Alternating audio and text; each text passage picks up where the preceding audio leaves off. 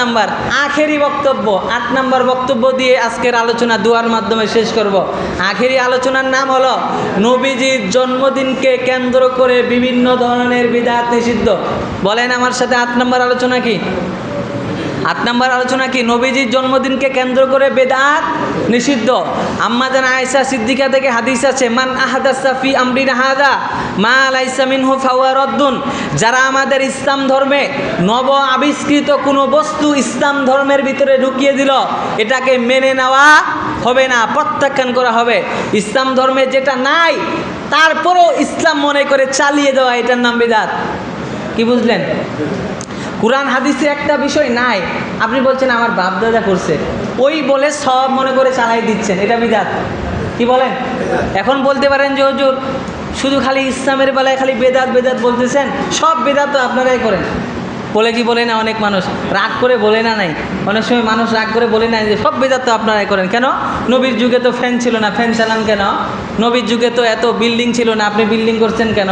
নবীর যুগে নবীরা সাহাবা একরামরা ওরা ঘোড়ার উপরে আরোহণ করেছে, গাধার উপরে আরোহণ করেছে, উটের উপরে আরোহণ করেছে। আপনি জাহাজে, বিমানে, আপনি মোটর সাইকেলে, কারে চড়তেছেন কেন? বলে কি বলে না? প্রশ্ন আসে কি আসে না? যদি নব আবিষ্কৃত বিদআত হয় তাহলে তো এগুলোও বিদআত হয়। এই প্রশ্নের জবাব আমি দিতে চাই। এই প্রশ্নের জবাব হলো, সাহাবা একরাম এবং নবী আলাইহিমুস সালাতু ওয়াস সালাম বলেছেন যে ইসলাম ধর্মে সওয়াব মনে করে যেই কাজটা করা হয় যেটা ইসলামে নাই সেটা বেদাত। আমরা ফ্যানের বাতাস খাই ইবাদত মনে করে নাকি রাহাত প্রশান্তির জন্য? বলেন, প্রশান্তির জন্য। আমরা কি কখনো বলেছি যে ফ্যানের বাতাস খাওয়া ওয়াজিব, সুতরাং কারেন্ট না থাকলে নামাজে দাঁড়া যাবে না? কারেন্ট আসুক, ফ্যানের বাতাস খাওয়া যেহেতু ওয়াজিব, আগে ওয়াজিব আদায় করতে হবে তারপর নামাজে দাঁড়াবো। ওয়াজিব না আদায় করলে নামাজে দাঁড়াইতে আমরা চাই না। একটা ওয়াজিব ছুটলে নামাজ হবে? ইচ্ছাকৃত যদি ছেড়ে দেয় নামাজটাই হবে না, আর ভুলে দিলে তাও সহসিদ্ধা দিতে হবে। কি বলেন?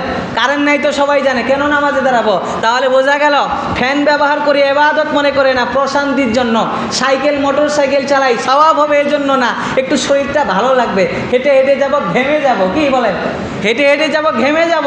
মোটর সাইকেলে চড়তেছি, একটু জানটা আরাম লাগতেছে, ফ্যানের বাতাস খাচ্ছি, এসির বাতাস খাচ্ছি, একটু ভালো লাগতেছে। তাহলে আমরা যত নব আবিষ্কৃত আছে শরীয়তের অংশ মনে করে করি না, এই জন্য বিদআত নয়। আর নবীর জন্মদিনে বিভিন্ন কাজ করি শরীয়ত মনে করে, এজন্য বিদআত। কি বুঝলেন? যেভাবে বুঝাইছি আশা করি ছোট বাচ্চাও বুঝে যাবে, নতুন করে বুঝার কোনো দরকার নেই। তাহলে আমরা যেগুলো নতুন নতুন জিনিস দেখতেছি এগুলো আমরা ইবাদত মনে করে করি না। কি মনে করে করি না? ইবাদত মনে করে করি না।